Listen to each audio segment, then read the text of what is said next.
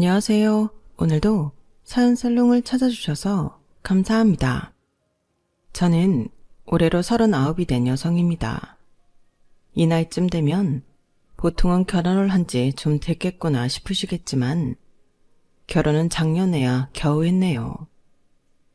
제 나이 또래 친구들이 저보다 훨씬 일찍 결혼을 했다 보니 이 사실을 밝히면 다들 왜 결혼을 그렇게 늦게 했냐고 물어보시는데 많은 이유가 있겠지만 그중 하나는 성인이 되고 나서부터 재작년 때까지만 해도 정말 워커홀릭이라고 불릴 정도로 일만 하면서 살았던 것 같아요. 저는 남들보다 빠르다면 빠르고 느리다면 느리게 제 진로를 정했거든요. 대학생 때 하고 싶은 것도 별다른 목표도 없이 오로지 가야 하니까 간 대학교에서는 어떤 수업을 들어도 등록금을 축낸다는 생각밖에 들지 않았어요. 그래서 신입생 시절 내내 고민만 하다가 어느 날 갑자기 이렇게 살아선 안 되겠다는 생각이 들어 돌연 자퇴를 하고 1년 동안 하고 싶은 걸 찾다가 선택한 게 개발자의 길이었어요. 어릴 때부터 게임 개발에 관심이 있었거든요. 남들보다는 좀 늦은 감이 있다는 생각은 했지만 그때부터 열심히 공부를 했어요. 학력이 학력이었다 보니 처음부터 좋은 곳에 취직한 건 아니었고 스타트업에 취직해 일을 시작했는데 어쩌다 보니 초창기 멤버가 되어서 회사를 키우느라 정말 고생을 많이 했어요. 그래도 힘들게 취직한 만큼 다른 곳에 가고 싶은 생각은 없었고 하루하루 회사와 같이 성장하는 느낌이 성취감도 들고 좋더라고요. 그러다 보니 제 개인적인 시간을 가질 시간은 적었고 회사 일에 많은 시간을 투자하게 됐어요. 자연히 연애를 할 시간은 없었고 대신 성과를 어느 정도 올리게 되니 대표님과 사이가 돈독해졌어요. 회사가 어느 정도 크고 나서는 새로운 사업 확장을 추진하게 됐는데 어느 날 대표님이 그 사업의 리더로 저를 추천하셨죠. 윤 팀장이 맡아서 해보는 건 어때? 제가요? 능력 있고 사람들도 잘 따르잖아. 열정도 있고. 왜? 갑작스러워? 감사합니다, 대표님. 맡겨주시면 열심히 하겠습니다. 아니, 잘하겠습니다. 역시 윤 팀장이야. 대답부터가 다르다니까. 대표님이 맡긴 건 당시 유행하던 10대에서 30대 타겟의 심리 테스트 컨텐츠였는데 평소 저도 관심 있던 분야라서 일을 맡게 되니 그동안 해왔던 일보다 더 재밌더라고요. 노력하는 사람도 즐기는 사람은 못 이긴다고 팀원들과 협업하여 재미있는 컨텐츠를 고민하고 개발하다 보니 어느새 사람들이 이름만 들으면 다 알 정도로 인지도가 생겼어요. 광고가 많이 붙으면서 수익이 극대화됐고 회사에서는 저희 팀의 성과를 높게 쳐줘서 30 중반에 임원직까지 오르게 됐네요. 물론 제가 남들보다 일을 일찍 시작해 연차가 높고 회사가 스타트업인데다 창립 멤버라 가능한 직급이긴 했지만 그래도 드물게 고속 승진을 했다는 사실에 참 감격스럽고 뿌듯했어요. 하지만 반면 임직원에 올라간 후에 문득 제 삶을 돌이켜보니 주변 사람들은 모두 결혼을 하고 제2의 인생의 시작점에 서 있더라고요. 그동안 저도 짝을 찾고 결혼을 하려는 생각이 없었던 건 아니었지만 확실히 마음의 여유가 없었던 것 같아요. 항상 애인보다는 일이 1순위였고 저는 그게 당연하다고 생각했어요. 인생을 함께할 동반자도 중요하지만 우선 제 인생을 제가 책임질 수 있어야 모든 외부적인 것들로부터 독립할 수 있다 믿었거든요. 그런데 막상 어느 위치까지 올라가 보고 나니 외로운 느낌이 들더라고요. 예전에는 저에게 사람도 좀 잘 만나고 결혼도 슬슬 생각해보라고 했던 친구들은 정신 차려보니 다들 아이 낳고 자신의 가정을 꾸려 충실하고 안정된 삶을 살고 있었어요. 어머, 하영이 언제 이렇게 컸어? 시간 참 빠르다. 그치, 이제 막 걸어다니고 말도 한다. 요즘 난 진짜 애 보는 맛으로 살아. 남편도 그래. 우리 애 안 낳았으면 어쩔 뻔했냐고. 이런 행복을 모르고 살았을 걸 생각하면 아찔하다니까. 친구들이 아이를 낳고 남편과 행복하게 살고 있는 모습을 보니 참 부끄러웠고, 그동안 열심히 해서 이룬 것들은 많지만 그 이룬 걸 함께 나눌 사람이 없다는 게 씁쓸하더라고요.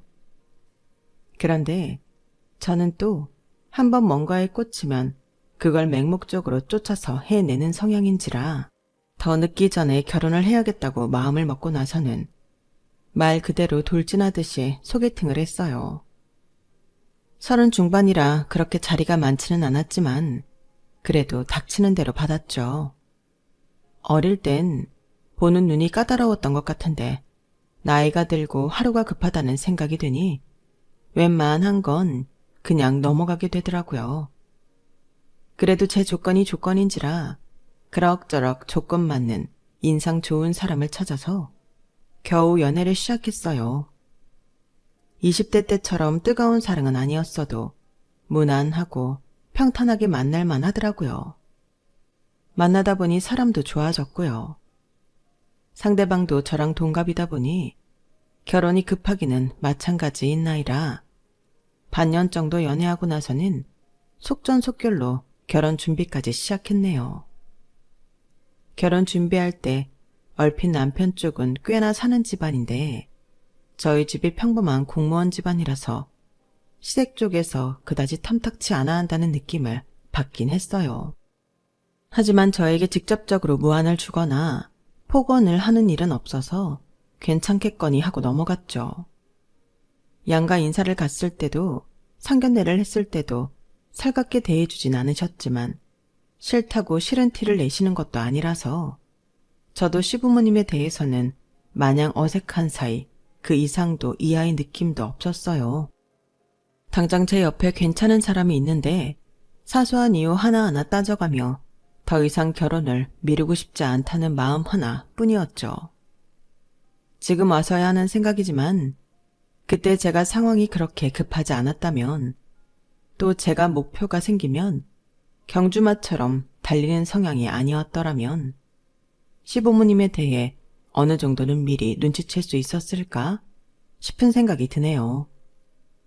나중에 생각해보니 아주 사사하다고 생각했던 말투나 습관들이 온통 제가 며느리로 마음에 안 든다고 티를 팍팍 냈던 것처럼 느껴지더라고요. 하지만 그걸 실제로 처음 와닿게 느꼈던 건 유감스럽게도 결혼식 당일날이었어요. 와, 수영아, 진짜 예쁘다. 완전 공주님이네? 그러니까 나도 얘 맨날 일에 찌들어 있는 모습만 보다가 이렇게 작정하고 꾸민 거 보니까 너무 새롭네. 너 내 친구 맞지? 야, 평소에도 이 정도까진 아니더라도 좀 꾸미고 다녀라. 사람이 너무 화사해. 내가 말했잖아. 얘가 꾸미면 이쁜 이목구비라니까? 고마워 얘들아.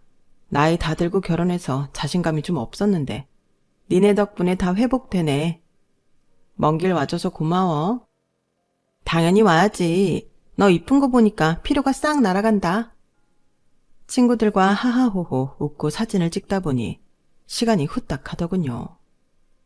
친구들이 떠나가고 잠깐 시간이 빈 틈을 타 어머님이 다가오시더라고요. 네 친구들이니? 네, 어머님. 네 친구들은 대학은 다들 나왔고? 네? 네. 갑작스러운 질문에 어안이 벙벙해졌어요. 네 친구들 대학 나왔냐는 얘기가 결혼식 당일날 신부가 들을 만한 질문은 아니잖아요. 이런 얘기를 들으면 바로 받아치지 뭐 했냐는 소리 나오시겠지만 막상 당해보면 너무 어이가 없고 무슨 상황인지 바로 상황 파악이 안 돼서 머릿속이 새하얘지더라고요. 그래서 저도 대처를 한 박자 늦게 했어요. 어머님, 근데 갑자기 그건 왜요? 아니, 너만 대학 안 나온 건가 해서. 그러니까 그게 왜 궁금하신 건데요? 뭐? 얘 좀 봐라. CM이가 좀 물어볼 수도 있지. 뭘 그렇게 예민하게 되묻고 그래? 네 친구들은 너랑 다르게 세련돼 보여서 그런다. 네? 지들이 더 세련되게 하고 와서는 촌스러운 웨딩드레스 입은 친구 보고 홍준이 어쩌니 하는 거 보니까 좀 이상해 보이잖니. 쟤네도 대학을 안 나와서 안목이 없는 건가 했는데 옷차림을 보면 또 그런 것 같지는 않고 그래서 물어본 건데 왜? 내가 못할 질문했니? 어머님. 순간 머리 끝까지 화가 차올랐다가 금방 식혔어요. 어머님이 저에게 그렇게 적대적인 태도를 보인 것도 여태껏 처음이었고 여기서 화를 냈다가는 저만 손해라는 사실을 누구보다 잘 알았으니까요. 지금 생각해도 그 대처는 현명했던 것 같네요. 결혼식 당일날 신부 대기실에서 시모와 싸우고 있는 신부의 모습이라니 생각만 해도 너무 끔찍하지 않나요? 아무튼 욱하는 위기는 잘 넘겼지만 그렇다고 제 기분이 나아질 리는 없었어요. 어머님이 이런 분인지조차 몰랐거든요. 결혼 준비하면서 어머님을 자주 뵙지 못하긴 했어요. 결혼 준비를 남들보다 좀 급하게 하다 보니 시간이 촉박하기도 했지만요. 제가 결혼식 당일 전까지 어머님을 뵌 건 딱 3번이었어요. 양가 부모님 인사드리러 갈 때와 상견례 때, 그리고 웨딩드레스를 고르러 갈 때요. 원래는 친정 엄마께서 꼭 따라오고 싶다고 하셨었는데 갑작스럽게 시어머니가 오신다고 하셔서 조금 불편하게 느끼신 친정 엄마께서 안 오시게 됐고 저랑 남편 그리고 시어머니 셋이서 웨딩드레스 투어를 가게 됐어요. 그때 어머님께서 지나가듯 너는 참 얼굴 보기가 힘들다 라는 말씀을 하셨는데 어머님의 갑작스러운 공격을 받고 나니 문득 그 일이 떠오르더라고요. 그땐 솔직히 드레스에 정신이 팔려있기도 했고 그 후로 별 말씀 없으셔서 그렇게 어물쩡 지나갔었어요. 그걸 잘 넘기고 나서가 진짜 문제였죠. 드레스 몇 벌 입어보고 그중에 마음에 드는 걸 추려내는 과정에서 어머님과 약간의 충돌이 있었어요. 예비 신부라면 다들 웨딩드레스 로망은 하나씩 있으실 텐데 제 로망은 팔뚝이 드러나는 튜브탑 드레스였어요. 그 드레스에 잘 어울리는 몸을 만들기 위해서 드레스 투어 전날까지도 열심히 상체 운동과 팔뚝 운동을 했을 정도로 저에게는 정말 꼭 입고 싶은 드레스였죠. 누군가는 드레스 많은데 꼭 그 디자인이어야 하나 할 수도 있겠지만 그동안 이날만을 위해 운동해온 만큼 저는 꼭 입고 싶었어요. 고생한 보람있게 입었을 때 아주 예쁘게 잘 맞더라고요. 남편 반응도 제일 좋았고요. 와, 여보, 진짜 너무 잘 어울린다. 다른 것도 예쁜데 이게 딱 당신 드레스 같아. 그치, 이걸로 할까? 나도 이것보다 더 마음에 드는 드레스는 없을 것 같은데. 좋지, 잘 어울리는데. 당신 마음에 제일 드는 걸로 해야지. 더 볼 필요 뭐 있어. 이걸로 할게요. 직원분께 이야기를 하고 갈아입으려는데 한쪽 구정에서 뭐가 그리 못마땅한지 표정을 구기고 있던 시어머니께서 갑자기 허겁지겁 달려오시더라고요. 뭐야? 설마 이걸로 하려고? 네? 네. 왜 그러세요? 드레스가 이게 뭐냐? 입어보는 거야 자유니까 가만히 있었더니 성숙한 거 남사스러운 거 구분도 못하고 요즘 애들 안 그래도 어깨 다 까진 드레스 입는 것도 꼴 보기 싫어 죽겠던데 넌 하물며 소매는커녕 어깨끈도 없는 이런 요사스러운 드레스를 입겠다는 거야? 네? 어머님, 이거 요즘 유행하는 드레스예요. 별로 요사스러운 것도 아니고 남사스러운 것도 아니고 그냥 평범한 디자인이에요. 반팔 드레스보다야 노출이 좀 있다고 느끼실 수 있겠지만 특별히 가슴 쪽이 파인 것도 아니고 그냥 신부들이 많이 입는 스타일이에요. 많이 입기는? 너, 내 나이가 되면 결혼식을 얼마나 많이 가는 줄 알기나 하고 하는 말이니? 이렇게 아무것도 없는 드레스 입고 결혼하겠다는 사람은 처음 본다. 예, 이럴 거면 이불로 몸을 둘둘 감싸고 결혼하지 그러니? 별로 다를 것도 없어 보이는데. 엄마, 무슨 말씀을 그렇게 하세요. 예쁘기만 한데. 너는 네 마누라니까 이뻐 보이겠지. 온 집안 어른들 다 참석하는 자리에 저러고 오면 세상 어떤 어른이 달갑게 봐? 결혼식이 젊은이들끼리 하는 파티면 나도 아무 말 안 한다. 이건 집안 어른들도 다 참석하는 행사니까 내 말 듣는 게 나아. 웬만하면 아까 맨 처음에 입었던 반팔 드레스로 해라. 내가 뭐 목까지 꽉 막혀있는 긴팔 드레스 입으라는 소리가 아니잖니. 이 정도는 양보할 수 있지 않니? 순간 숨이 꽉 막힌 듯 답답한 기분이 들었지만 애써 웃는 얼굴로 대답을 했어요.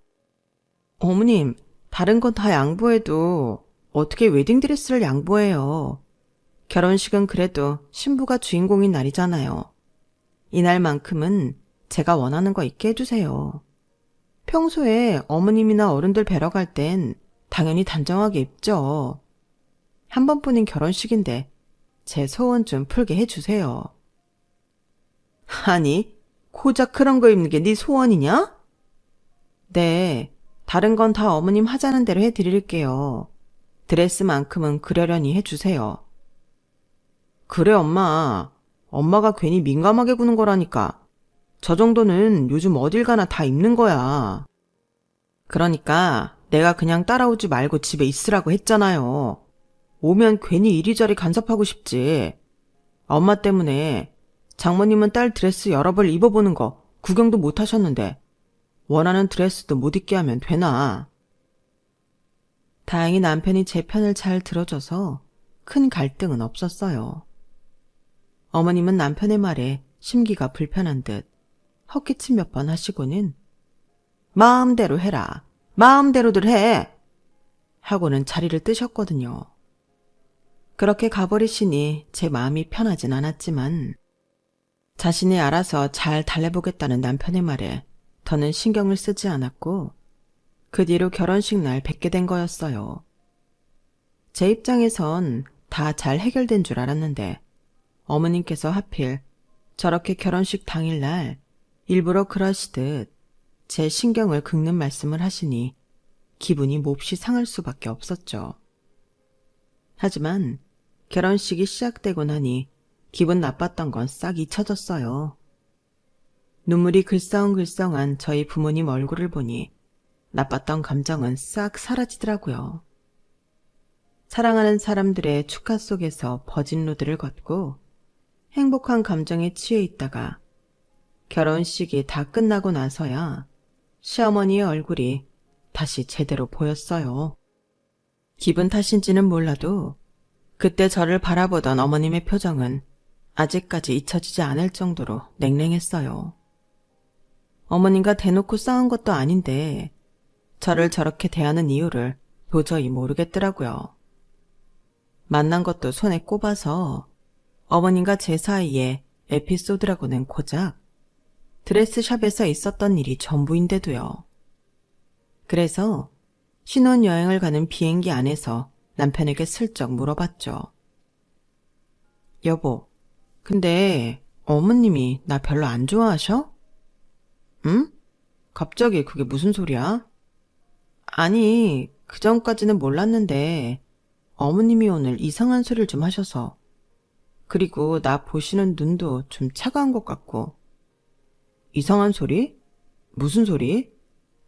갑자기 내 친구들 보시더니 친구들 학력을 물으시더라고. 내 웨딩드레스 칭찬한 친구들 안목이 의심된다면서. 뭐? 엄마가 그랬어? 엄마 아직도 그때 일로 꽁에 있으신가 보네. 됐어. 당신은 신경 쓰지 마. 그냥 엄마가 원하는 드레스 안 입었다고 당신한테 심술내는 거야. 그냥 이대로 넘겨도 되는 거야? 난 솔직히 아까 심장이 다 철렁했어. 어머님이 나한테 너무 공격적으로 대하셔서. 그러게, 엄마는 그런 건 좀 나중에 말씀하시지. 왜 결혼식 당일에 말씀하시냐? 많이 놀랐겠다. 다시 떠올리니 불쾌한 기억도 남편이 반응을 잘해주고 공감해주니 또 그렇게 금방 잊혀지더라고요. 지금 생각해보면 제가 참 단순했던 것도 문제였던 것 같기는 하네요. 시어머니가 이상하다는 생각을 하기는 했지만 그때도 그렇게 심각하게 생각하지는 않았어요. 남편 말대로 그냥 잠깐의 심술이라고 생각을 했죠. 하지만 어머님은 제 어떤 점이 그렇게 마음에 안 드셨던 건지 결혼 생활이 본격적으로 시작되자마자 안 하시던 연락이 잦아지셨어요. 문제는 그 연락이 대부분 보통은 한참 자고 있을 새벽에 이뤄진다는 거였어요. 남편 말로는 어머님이 엄청난 아침형이라고 하더라고요. 새벽 4시에서 5시 사이에 전화가 오니 정말 미치겠더라고요. 게다가 전화 내용도 대부분은 시댁에 일하러 오라는 내용이었어요. 하루는 목요일 새벽에 연락이 와서 2일도 채 안 남은 시점에 이렇게 말씀하시더라고요. 예, 주말에 쉬지? 이번 주말에 김장할 거니까 11시까지 우리 집으로 와라. 어머님, 저 주말에 선약이 있어서요. 이제 막 잠에서 깨서 비몽사몽한 상태로 김장을 오라고 하니 거절은 해야겠고 머리가 안 굴러가서 적당한 핑계를 찾기가 어려워 선약 핑계를 댔더니 갑자기 어머님께서 호통을 치시며 노발대발 하셨어요. 뭐라고? 아니, 결혼한 여자가 어딜 주말에 약속을 잡아. 약속을 잡기는. 결혼을 했으면 첫째로 가정에 충실하고 두 번째로는 시댁에 충실해야지. 그깟 선약이 중요해. 토요일에 니네 형님들은 전부 다 참석한다. 설마 너만 쏙 빠질 생각은 아니지? 그렇게까지 말씀하시니 졸음 기운에 더 거절하기가 어려워서 일단은 알겠다고 했어요. 사실 선약은 없었고 그 주 내내 일에 시달리느라 토요일에 김장까지 하러 갈 엄두가 안 났었거든요. 그래서 거절을 하려고 했던 건데 형님들은 다 오신다고 하고 이렇다 할 명분이 없으니 울며 겨자 먹기로 나갈 수밖에 없겠더라고요. 그런데 막상 당일이 다가오니 약간 억울한 생각도 들더라고요. 너는 애가 손이 왜 이렇게 느려? 집안일 한 번도 안 해봤니? 니네 형님들 좀 봐라. 얘네가 세 포기 할 동안 한 포기 붙잡고 있는 게 말이 되니? 하기 싫은 티 내는 거야. 어머님, 막내 동서가 아직 일이 익숙치 않아 그래요. 하다 보면 속력이 붙겠죠. 처음이니까 너무 다그치지 마시고 봐주세요. 첫째 형님께서 저를 나무라시는 시어머님을 진정시켜 주시는데 속에서 뭔가 울컥하더라고요.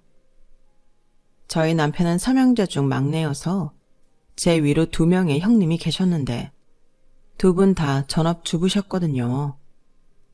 결혼한 지도 오래되셨고 집안일이나 요리 등의 가사일이 저보다 훨씬 능숙하실 수밖에 없었어요. 솔직히 말하면 저는 20대를 전부 일에 열정을 쏟아붓느라 집에서 할 줄 아는 일은 많지 않았고 결혼하고 나서도 하나하나 부딪히며 배운다는 느낌으로 하고 있었거든요. 김장도 저희 집에서는 잘 안 해먹고 사먹는 분위기라 경험이 많이 없어서 당연히 형님들과 속도 차이가 날 수밖에 없다는 생각이 들었어요. 그런데 마치 저를 쓸모없는 사람을 취급하시는 걸 보니 문득 서럽더라고요. 그래도 결혼을 했으면 여자가 일을 이 정도는 할 줄 알아야지. 어디 가서 저렇게 일하고 오면 욕먹는다. 막내 똥처는 회사 일을 하잖아요. 그동안 집안일 배울 시간이 없었을 거예요. 저희가 더 빨리 하면 되죠. 안 그래, 동서? 감사하게도 형님들께서 저를 열심히 보호해 주셨지만 어머님께는 딱히 씨알도 먹히지 않는 듯 했어요. 어머님은 제가 일하는 내내 옆에 붙어서 갈구셨고 마지막에 김장한다고 고생했다고 삶은 수육도 제 접시에는 콩알만큼만 덜어주시더라고요. 고생들 했다. 고생한 만큼 담았으니까 열심히 일한 사람은 많이 먹고 적게 일한 사람은 적게 먹어라. 원래 그게 맞는 거야. 순간 저도 모르게 표정이 어두워졌지만 형님들이 어색한 미소로 분위기를 적당히 넘긴 뒤 어머님이 보시지 않는 틈을 타 저에게 고기를 더 덜어주시더라고요. 너무 맛있다. 그치 동서? 고생했으니까 많이 먹어. 어머님이 좀 괴팍하시지? 동서가 좀 그러려니 하고 이해해. 어머님 원래 저러세요? 저는 솔직히 너무 당황스러워서요. 그러게, 동서는 직장인이니까 우리보다 못하는 게 당연한데. 우리도 사실은 시집 처음 왔을 때 일 못해서 어머님한테 엄청 혼나면서 배웠어. 우리 둘은 시집 온 시기가 거의 비슷해서 같이 혼나면서 배웠다지만 동서는 전업주부가 아니니까 딱히 그럴 필요도 없을 것 같은데 왜 그러실까? 이런 대화를 하면서도 개인적으로 좀 답답했던 건 형님들이 착해도 너무 착하고 순하다는 거였어요. 사실 전업주부던 직장인이던 시어머니가 며느리를 집안일 미숙하다고 혼내는 게 당연한 건 아니잖아요. 좋게 말하면 긍정적인 걸 수는 있지만 형님들은 어차피 배워두면 좋은 거다 생각하고 어머님의 갈굼을 함께 견뎌오신 것 같더라고요. 두 형님들께서 그렇게 견뎌내셨으니 어머님 입장에선 제 태도가 반항적이라고 느끼실 수도 있겠다는 생각은 들더라고요. 그렇다고 저는 형님들처럼 부당한 대우를 가만히 견디고 싶지는 않았어요. 수유까진 어지저지 형님들의 달래임을 통해 넘어갔는데 어머님께서는 마지막 집에 갈 때까지 저에 대한 차별을 멈추지 않으시더라고요. 자, 너는 느릿느릿해서 많이 못했으니까 한 포기만 가져가라. 저희가 그날 김장을 정말 꽤 많이 했거든요. 각자 10포기씩은 한 것 같은데 다 어디 가고 형님들에겐 5포기씩 주고 저는 딸랑 한 포기 주시는데 순간 열이 확 올랐어요. 어머님, 제가 형님들에 비해서 빨리 일을 못한 건 맞지만 딸랑 한 포기 가져갈 정도로 일을 못하진 않았잖아요. 제가 한 것만 해도 8포기 정도는 될 텐데 어떻게 손 느리다고 딸랑 한 포기만 주세요. 이거 저만 먹는 것도 아니고 어머님 막내 아들도 같이 먹는 거예요. 뭐? 그러게 누가 일을 그렇게 느리게 하래? 자기가 일을 못해놓고 누구 탓을 하는 거야? 그래놓고 감히 내 아들을 들먹여? 내 아들 잘 먹이고 싶었으면 네가 뼈 빠지게 일을 했었어야지. 너 직장인이라는 핑계로 일 못한다면서 남들보다 일 적게 하는 거? 그게 얼마나 악질적인 건 줄 알긴 알아? 형님들이 가만히 이해해주고 있으니까 그게 진짜 당연한 건 줄 알아? 까불지 말고 주는 대로 받아. 참, 그렇게까지 말씀하시는데 더 우겨서 받아내기도 치사하고 옆에서 곤란해하며 말리시는 형님들 생각하니 더 감정 상하고 싶지 않아서 관뒀어요. 그냥 다음부터는 오지 말아야겠다는 생각뿐이었죠. 하지만 어머님은 이런 식으로 하루 또는 이틀 전 새벽에 일방적인 통보로 시댁에 집합시키는 일이 점점 잦아지셨어요. 하루는 김장, 하루는 대청소, 하루는 집안 수리 등등 핑계는 셀 수도 없이 다양하더라고요. 형님들 다 오는데 설만 너만 안 올 거냐는 압박 때문에 몇 번 더 참석했지만 저도 회사 일이 바빠지는 시즌이 다가오니 더 이상은 무리해서 나가고 싶지 않더라고요. 어머님, 죄송하지만 저 이번엔 정말로 못 갈 것 같아요. 그리고 웬만하면 점심시간 때쯤 연락해 주시면 좋겠어요. 저는 이때 전화를 받으면 너무 일찍 깨서 일할 때 너무 힘이 들어요. 부탁 좀 드릴게요. 뭐? 내 살다 너처럼 회사 다닌다고 유세 떠는 인간은 처음 본다. 형님들은 이 시간에 전화 받을 거 다 받고도 찍소리를 안 하는데 혼자 뭐? 점심시간 때 연락을 하라고? 내가 며느리한테 할 말이 있다는데 시간까지 확인해가면서 눈치 보고 말해야 돼? 그게 아니라요, 어머님.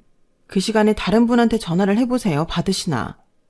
며느리들이니까 이 시간에 전화해도 받는 거죠. 아니면 저 말고 남편한테 전화해서 전달해 주세요. 아들이니까 더 편하실 거 아니에요.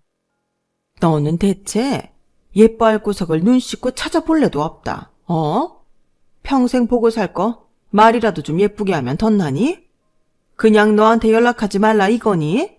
나도 너 와서 일조차 똑바로 안 하는 거 보면 내 속이 다 터지고 꼴도 보기 싫은데. 그렇다고 소외시키기도 그래서 부르는 거야. 내가 뭐 너 예뻐서 부르는 줄 알아? 정말 새벽에 그런 폭언들을 들으니 저도 이성이 확 날아가더라고요. 차라리 어머님과 대판 싸우고 연을 끊는 한이 있더라도 할 말은 해야겠다 싶은 생각이 확 들었어요. 네, 어머님. 그러면 저 안 부르시는 게 어머님한테도 좋으시겠네요. 저도 어머님 속이 그렇게 썩으신다는데 굳이 얼굴 비춰서 어머님 힘들게 해드리고 싶진 않아서요. 아쉽지만 어쩔 수 없죠. 집안 행사 있을 때만 나갈게요. 너는 지금 그걸 말이라고 해? 기가 막혀. 얘가 아침부터 시애미 혈압을 확 올리네. 그래, 너 잘났다. 너 집안 행사 때 놓을 필요 없다. 한 번이라도 우리 집에 오기만 해봐.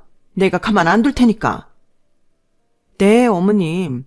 건강하시고 행복하세요.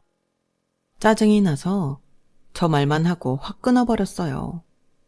그 뒤로 어머님께 전화가 몇 통 더 왔는데 차단해버렸네요. 이래도 되나 싶은데 저도 업무 스트레스가 과다한 상태에 잠도 부족한데 새벽 4시에 저런 전화를 받고 있으니 감정 조절이 잘 안 되더라고요. 꼭 전해 들어야 할 이야기가 있으면 남편이 해주겠지 싶어서 별로 걱정은 없었어요. 남편은 제가 이렇게 괴롭힘 당하는 동안 뭘 하고 있었나 싶으시겠지만 남편에게 따로 말을 못한 이유가 있기는 했어요. 결혼하고 나서 남편이 지방으로 갑자기 발령이 나는 바람에 완전히 주말부부가 되어버렸거든요. 그래서 새벽 4시마다 전화가 오는 것도 나중에 알았고 주말에 가끔 불려가는 것도 가끔 남편이 토요일 근무를 할 때 불려가는 거라 남편을 만나면 오랜만에 만나서 굳이 기분 안 좋은 얘기를 하기 싫었고 시댁 얘기다 보니 혹시나 싸움으로 번질 수도 있을 것 같아서 그냥 안 하고 넘겼네요. 남편은 어머님이 결혼 이후 저를 좀 피곤하게 한다는 것 정도로만 알고 있었어요. 하지만 여기까지 온 이상 남편에게 말을 안 할 수가 없더라고요. 여보, 그런 일이 있었으면 나한테 얘기를 하지 그랬어. 내가 괜히 미안하네. 아니야, 뭐 좋은 일도 아니고. 그냥 어머님이랑 그렇게 됐으니까 당신도 이젠 알아야 될 것 같아서. 그래, 뭐 그동안 그렇게 괴롭혔던 거면 차라리 잘 된 건지도 모르겠다. 집안 행사엔 나 혼자 참석할게. 좀 시간 지나고 괜찮아지시길 기도해보자. 남편은 다행히도 제 편을 들어주었고 그 이후부터는 정말로 혼자 집안 행사를 다녔어요. 시어머니야 차단한 지 오래니 연락을 하고 싶어도 못하셨지만 제가 시댁에 발길을 끄느니 의외로 형님들에게서 연락이 번갈아 오더라고요. 동서, 어머님이 그렇게 나쁜 분만은 아냐. 우리가 자리 만들어 줄 테니까 그만 화 풀고 어머님이랑 화해해. 그래, 남편이랑 관계도 있는데 시댁 그렇게 너무 모르쇠해도 부부 사이에 좋지 않아. 동서가 한번 져준다 생각하고 시댁 와주면 나머지는 우리가 알아서 다 해줄게. 시어머니랑 평생 담 쌓고 살 수는 없잖아. 형님, 정말 죄송하지만 저는 시댁에 들어가고 싶은 생각이 없어요. 어머님이랑 담 쌓고 사니 오히려 새벽 전화도 안 받아도 되고 주말에도 쉴 수 있어서 좋은데요. 그래도 동서가 일 못하는 건 사실이잖아. 우리도 어머님한테 일 많이 배웠어. 동서도 집안일은 좀 제대로 배워놔야지. 네? 갑자기 여기서 그 얘기가 왜 나와요? 아니, 말이 그렇다는 거지. 시댁 나으라는 얘기야. 형님들의 터무니없는 회유에 어이가 없더라고요. 그래도 그동안 남편과 저의 관계를 위해 나오라는 건 줄 알았는데 시댁 집안일 할 사람이 하나 더 필요해서 저를 자꾸 부르는 것 같다는 확신이 생기더군요. 집안일은 제가 친정엄마한테 알아서 배울 테니 시어머니는 형님들이 잘 모셔주세요. 저는 저희 친정엄마한테 잘해드릴 시간도 모자라서요. 저는 시댁이랑 담 쌓고 오히려 삶이 쾌적해져서 절대 돌아가고 싶지 않아요. 유감이지만 형님들이 고생 좀 더 해주세요. 그렇게 말을 하고 전화를 끊느니 정말 천년 묵은 원한이 쑥 내려가는 기분이 들더라고요. 그 전화 이후로는 형님들의 연락도 끊겼어요. 형님들은 좋은 분들은 맞았지만 정말 답답해도 너무 답답해서 저랑 결이 맞는 분들은 아닌 것 같더라고요. 답답한 사람들끼리 답답하게 살면 되지. 왜 괜히 속마음 제대로 숨기지도 못할 거 저까지 끌어들이려고 했다가 들어서 좋을 거 없는 소리 겨이 듣고 마는 건지 참 끝까지 심란하더라고요. 어쨌든 형님들도 그 전화는 내심 상처였는지 전화가 오지 않으셨고 저도 좀 죄송하긴 했지만 어쩔 수 없는 부분이라고 생각했어요. 그러던 어느 날 갑자기 형님들께서 남편이 없는 주말에 저희 집에 말도 없이 찾아오셨더라고요. 누가 초인종을 울리길래 인터폰으로 확인해 보니 형님 두 분께서 화면을 가득 채우고 있어 놀라서 얼른 문을 열어들었어요. 어머, 연락도 없이 무슨 일이세요? 내가 며느리 보러 오는데 연락도 미리 해야 되니? 어차피 넌 나 차단했잖니. 이 못돼 처먹은 거사. 갑자기 형님들 사이로 시어머니가 불쑥 튀어나오셔서 정말 기절초풍할 뻔했네요. 어머님이 몸집이 왜소하셔서 전혀 안 보였거든요. 어머님, 여긴 웬일이세요?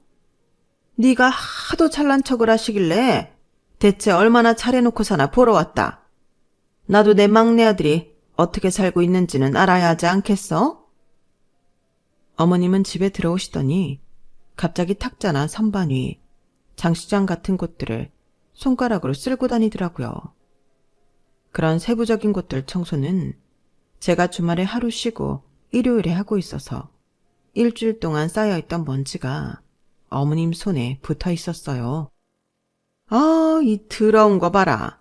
이 먼지 구덩이에서 어떻게 사니? 내 이럴 줄 알았지. 집안일 알아서 하겠다는 놈 치고 내가 제대로 하는 놈을 못 봤다. 어머님, 지금 뭐 하시는 거예요? 뭐 하긴 확인하는 거지. 세상에, 빨래는 이 모양 이 지경으로 쌓아놓고는 집에 있는 날인데 뭐 하니? 당장 이것부터 돌려라. 예고도 없이 찾아오셔서 이게 뭐 하시는 거예요?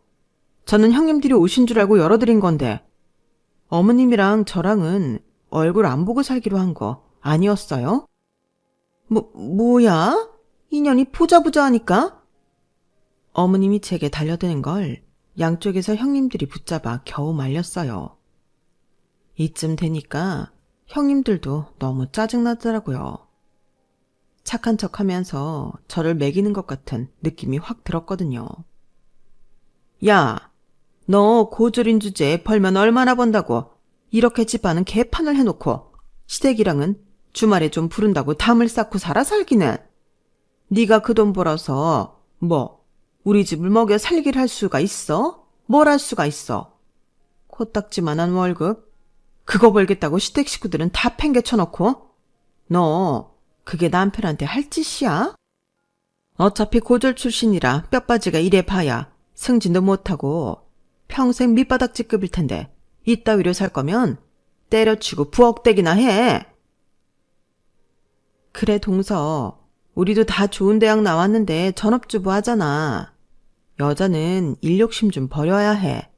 그래야 가정이 행복해. 그래, 어차피 여자들은 고졸해. 나중에 임신까지 하면 회사 생활 오래 하지도 못해. 차라리 집 열심히 관리하고 남편 잘 내조하고 예쁜 아이 낳아 기르는 게 여자 인생에는 최고야. 두 형님들은 마치 시어머니한테 세뇌라도 당한 듯이 그딴 말들을 읊는데 그 장면이 정말 소름 끼치고 징그러웠어요. 저는 제일 사랑하고 관둘 생각 없어요. 제가 쌓아놓은 것들 포기할 생각도 없고요. 네가 쌓아온 게 뭔데? 네가 평생을 쌓아봐야 우리 막내보다 못 벌 거면서? 아, 못 들으셨나 보네요. 제가 남편보다 많이 버는 거. 뭐? 이건 저도 어머님과 대화하며 처음 알게 된 사실이었는데 제 입으로 시댁 식구들에게 남편보다 직급도 높고 잘 번다는 얘기를 굳이 할 필요는 없으니 안 하고 있었거든요. 그래도 어느 정도 제 경제 상황에 대해서는 알고 계실 줄 알았는데 남편도 따로 이야기는 안 한 모양이었어요.